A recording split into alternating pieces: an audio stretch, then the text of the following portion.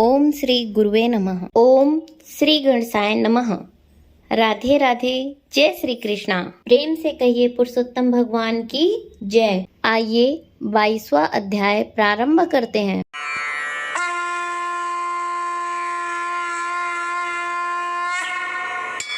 पुरुषोत्तम मास महात्म्य एवं पूजा विधान का इतना वर्णन सुनने के पश्चात महाराज धृष्टद्युम्न ने महर्षि वाल्मीकि से कहा, हे मुनिश्रेष्ठ, अब आप कृपया मुझे पुरुषोत्तम मास के व्रतों के नियमों और विधि विधान के बारे में बतलाइए, जिससे मैं यह व्रत कर सकूं।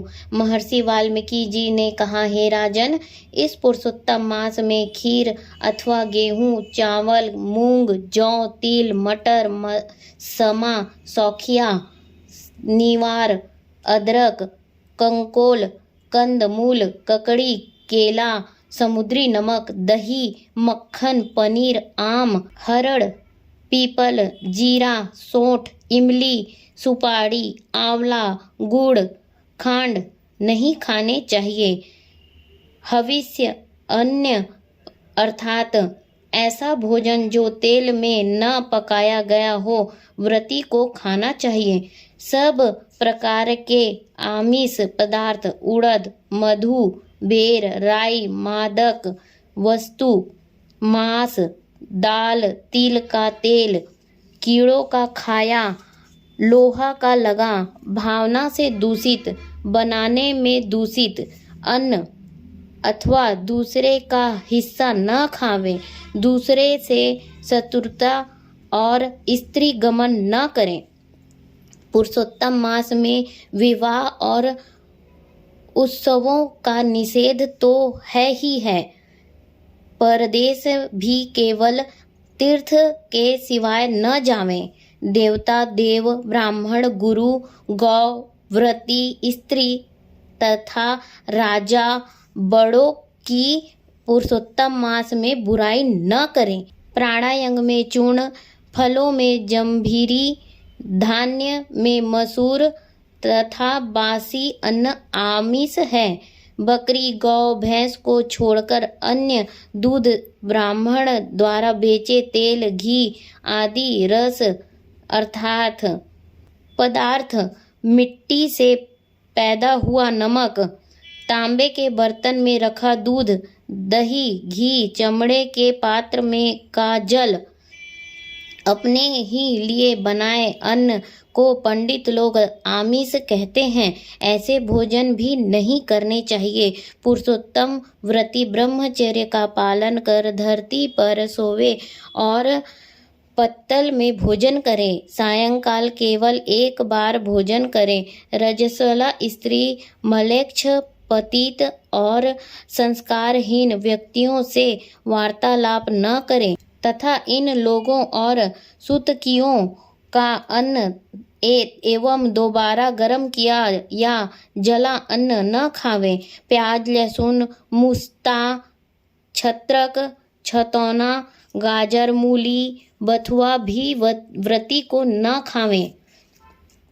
इस व्रत तथा अन्य व्रत में भी इन वस्तुओं को त्याग दें।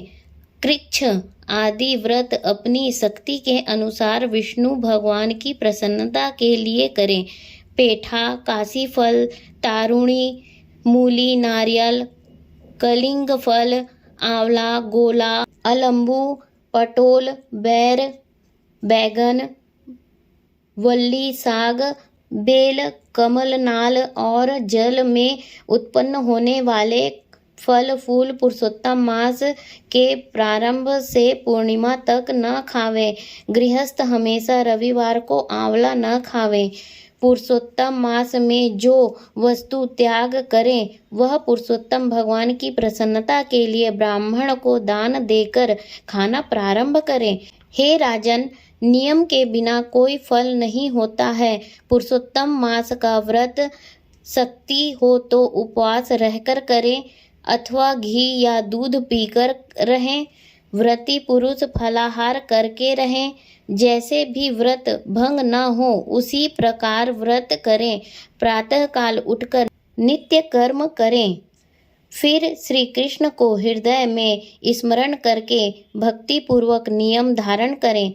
श्रीमद् भागवत की कथा इस मास में सुने, इसके पुण्य को ब्रह्मा भी नहीं कह सकते। श्री पुरुषोत्तम मास में लाख दल तुलसी से शालिग्राम भगवान का पूजन करने से अनंत पुण्य और मोक्ष प्राप्त होता है।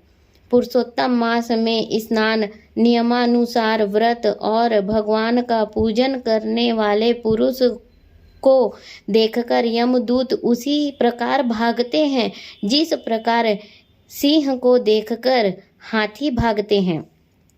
इस मास का व्रत सैकड़ों यज्ञों से भी श्रेष्ठ है। पृथ्वी में जितने तीर्थ हैं वही देवताओं सहित व्रती मनुष्य के शरीर में निवास करते हैं। खोटे स्वप्न, दरिद्रता, काया, मन और वाणी के खोटे कर्म पुरुषोत्तम व्रती के नष्ट हो जाते हैं।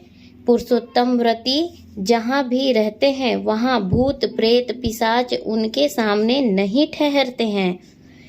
हरि भक्त जब निश्चल होकर पुरुषोत्तम की सेवा में होते हैं तब इंद्रादि देवता पुरुषोत्तम की प्रसन्नता के लिए उसकी रक्षा करते हैं और मात्र इस एक मास के व्रत और पूजा से व्यक्ति मुक्ति का सहज अधिकारी बन जाता है।